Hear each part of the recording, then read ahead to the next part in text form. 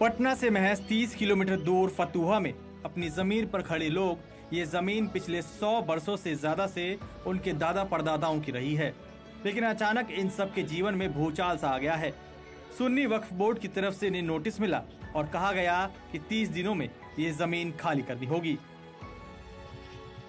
50 साल से हम लोग रह रहे हैं और 100 साल से हम लोग का दादा खानदानी सब जमीन खतियानी जमीन है।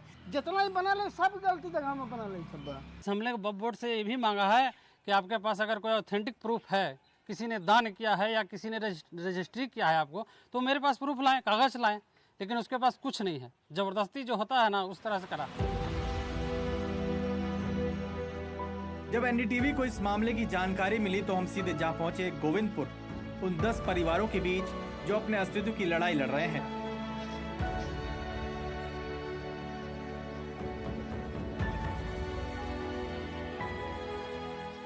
वहां जो दस्तावेज हमें मिले और वक्फ बोर्ड का जो कारनामा हमारे सामने आया तो हम भी चौंक गए। हम लोग हाईकोर्ट किया, हाईकोर्ट से हम लोग का अथी मिला, रिलीफ मिला।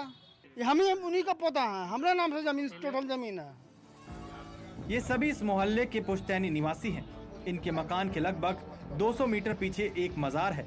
जो नोटिस इनको मिला है उसमें इस जमीन को कब्रिस्तान की जमीन बताया गया। इसके साथ ही इन्हें कहा गया कि इसे फौरन खाली कर दें। इस दावे में 100% बिल्कुल ही गलत है, फॉल्स है। और यहाँ तक का मामला ये है कि ये ज़मीन वक्फ बोर्ड प्योर फर्जी तरह से रजिस्टर्ड करा लिया है। यहाँ पर 7 लोगों का घर है और 7 लोगों का घर है जो बहुत निर्धन है। और इनमें क्या है कि बात के मतलब कि रहती है, इनका पास खतियान है, सारा अप टू डेट कागज है, रसीद भी करता है सर। और इन लोग को बहुत परेशान किया गया भी है। परेशान गांव वाले डीएम के कार्यालय में पहुंचते हैं और वहां अपनी जमीन की जांच की मांग करते हैं। जांच करके डीएम और सर्किल ऑफिसर ने बताया कि ये जमीन उनकी रैयती जमीन है, यानी उनके पुरखों से उनके पास चली आ रही है। सभी सरकारी रिकॉर्ड में जमीन पुश्तैनी बताई गई है। कुछ वक्त पहले सरकार ने इस जमीन में से थोड़े से टुकड़े का बाजार समिति बनाने के लिए अधिग्रहण किया। उसका मुआवजा जमीन मालिकों को दिया गया। यानी सरकार भी ये मानती है कि ये जमीन इन लोगों की पुश्तैनी है। ये तो भाग मनाइए कि हाईकोर्ट में 2 डिसमिल में बाजार समिति में जमीन गया था सर, इसीलिए स्टे भी लगा सर, नहीं तो स्टे भी नहीं लगता। ये लोग को बहुत परेशानी होता और ट्रिब्यूनल में जाना पड़ता सर। परेशान गाँव वालों ने फिर वक्फ बोर्ड में आरटीआई डाली। काफी टाल मटोल के बाद जब वक्फ बोर्ड ने इस जमीन से संबंधित जानकारी उन्हें सौंपी तो उसमें ये जानकारी थी ही नहीं कि वक्फ बोर्ड का इस जमीन पे मालिकाना हक कैसे बनता है और किसने इस जमीन को वक्फ बोर्ड को दान किया। फतुहा के जमीन का मामला इकलौता मामला नहीं है जो कि वक्फ बोर्ड को कटघरे में खड़ा करता है। सवाल यह है कि अगर कोई संपत्ति वक्फ बोर्ड की संपत्ति है तो उस संपत्ति का प्रमाण देने में इतनी आनाकानी क्यों? संपत्ति कहाँ से आई, किसने वक्फ बोर्ड को दान दिया? हर मामले में कोर्ट यही जवाब वक्फ बोर्ड से मांगता रहा है और ज्यादातर मामलों में वक्फ संतुष्ट करने वाला जवाब नहीं दे पाता है। थक हार के गांव वालों ने पटना हाई कोर्ट की शरण ली और हाई कोर्ट ने कागजात के आधार पे वक्फ बोर्ड को नोटिस दिया और पटना जिलाधिकारी के उस आदेश पर रोक लगा दी जिसमें जमीन खाली करने की बात की गई थी। तो उसके ने हम लोग हाई कोर्ट गए हैं, उच्च न्यायालय गए हैं, तो वहाँ से हम लोग को डिग्री हासिल हो गया है कि नहीं आपका जमीन जो है रहती है।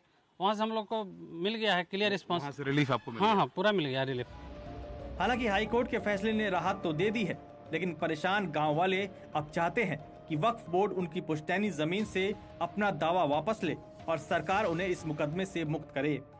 मुआवजा मिला था, राम लाल जी के लड़का थे अभी किशोर मेहता, उन्हीं के बाबूजी के मुआवजा मिला था और 2015 तक हाईकोर्ट में केस चला है और 23 में उन्होंने हमारे को नोटिस कर दिया गया है। तो जब आपको मुआवजा मिला तो इसका मतलब सरकार मान रही है कि जमीन आपकी है? हाँ, वो हमारा है ही, सब कुछ मिल ही रहा है। वो तो यहाँ से डीएम से लेकर सब हम लोग का दे दिया है कि मैंने इन लोग आप लोग रहती जमीन है, लेकिन वो है कि डीएम को भी पावर नहीं है कि मैंने रोक सके रहती। ये जितने भी जो जमीन के जो ओनर्स हैं वो क्या सब हिंदू फैमिली हैं? हाँ, हिंदू सब फैमिली है पूरे।